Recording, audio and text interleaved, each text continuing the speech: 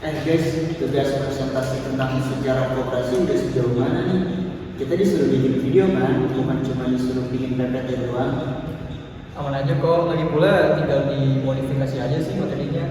Tapi ngomong tentang koperasi, apa sih yang ada di pikiran kalian kalau misalnya mendengar koperasi? Jujur deh, gue langsung kepikiran ambil muka-muka kayak buku tulis di kotak waktu SMA sih, Bud. Ih, sama. Atau enggak tahu deh dekat rumah nenek gue itu loh yang jual pupuk. Aduh, ternyata pikiran kita tuh sempit banget ya sebelum masuk jurusan ini. Nah, pasti kalian yang nonton video ini juga mikir hal yang sama kan? Padahal koperasi itu salah satu sistem ekonomi paling jenius loh yang pernah dibuat manusia. Makanya yuk kita bahas bareng kelompok kita. Sebelum kita meluncur ke masa lalu, kita samain persepsi dulu deh biar dosen gak nyoret nilai kita, Cik. Coba bacain dong definisi formalnya dari catatan lo. Siap. Jadi kalau berdasarkan regulasi kita, koperasi itu adalah badan usaha yang beranggotakan seorang atau badan hukum koperasi dengan melandaskan kegiatannya berdasarkan prinsip koperasi. Sekaligus sebagai gerakan ekonomi rakyat yang berdasarkan atas asas kekeluargaan. Oh, berarti poin penting itu ada di kata asas keluargaan dan gotong royong ya. Bedanya sama perseroan atau koperasi biasa, korporasi itu kan tujuannya murni cari keuntungan buat memegang saham besar. Kalau koperasi itu keuntungan di nomor sekian, yang utama itu kesulitan para katanya. Itu. Betul banget tuh. Jadi kasarnya di koperasi itu nggak ada istilah bos besar kayak sendirian. Sedangkan buruhnya sengsara. Semua punya hak suara yang sama, one man, one vote. Nah, ngomongin sistem yang ada ini, tapi kalian tahu nggak sih sistem itu tuh awal dari mana? Mungkin kita balik dulu ya ke abad 19, yang kecepatan di tahun 1804 di kota kecil yang namanya Rodrigues di Inggris. Oh iya, lo tahu pas lagi zaman revolusi industri itu ya, Bud ya? Yang katanya mesin uap itu mulai digantiin sama tenaga manusia nggak sih? Bener banget nih, waktu itu tuh buruh Rodrigues tuh hidupnya menderita banget. Sudah gaji kecil, harus kerja 12 jam, dan juga bahan-bahan pokok tuh dimonopoli sampai di modal besar. Nah, karena mereka udah muak nih ditindas terus, ada nih 28 pekerja, mereka tuh kumpul. Biasanya sih mereka dikenal sebagai road river ya. Nah, mereka tuh ngumpulin modal sekecil apapun, nggak bisa bikin toko sendiri. Ya walaupun barang-barang yang mereka punya tuh cuma terigu, tepung, gula, dan lilin, tapi mereka punya prinsip. Mereka harus jual barang-barang yang berkualitas dan jujur, dan juga keuntungannya itu dibagikan lagi kepada anggotanya. Keren banget kan? Padahal cuma toko kelontong kecil ya, tapi kenapa bisa sampai mendunia dan dipelajari di kampus kita sekarang?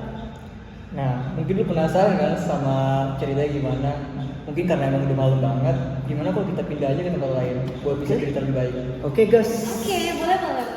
Baik, karena mereka tuh menerapkan prinsip manajemen yang baik yang belum pernah ada sebelumnya, kayak keanggotaan yang sifatnya terbuka dan juga tidak memandang ras ataupun agama, dan pembagian sisa hasilnya pun kayak SAU tuh yang proporsional. Prinsip inilah yang bakal yang akan jadi korporasi di masa depan nanti.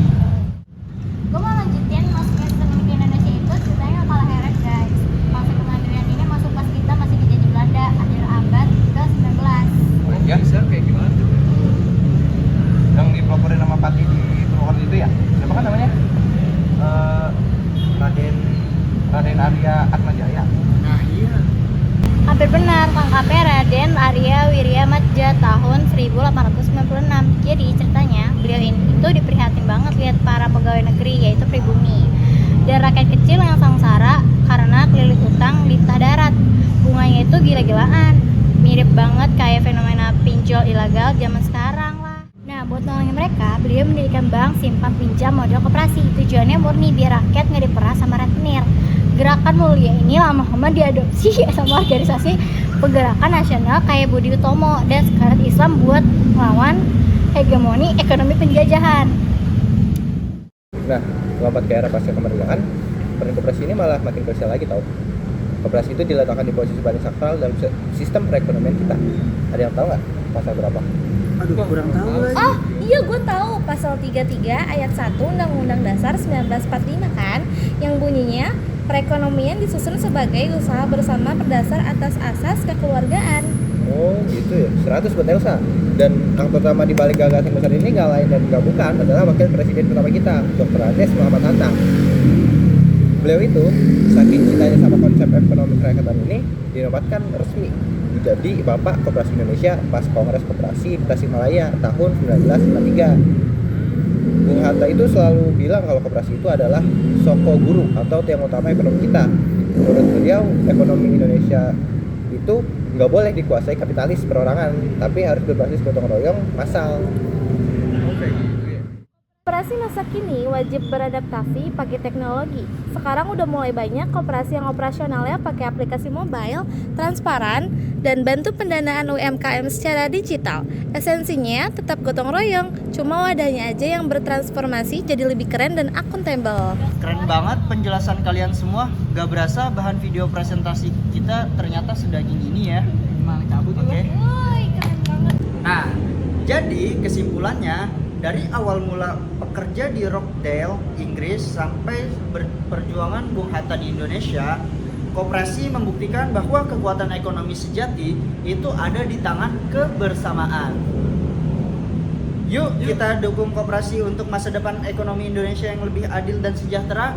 Sampai jumpa di kelas. Bye bye.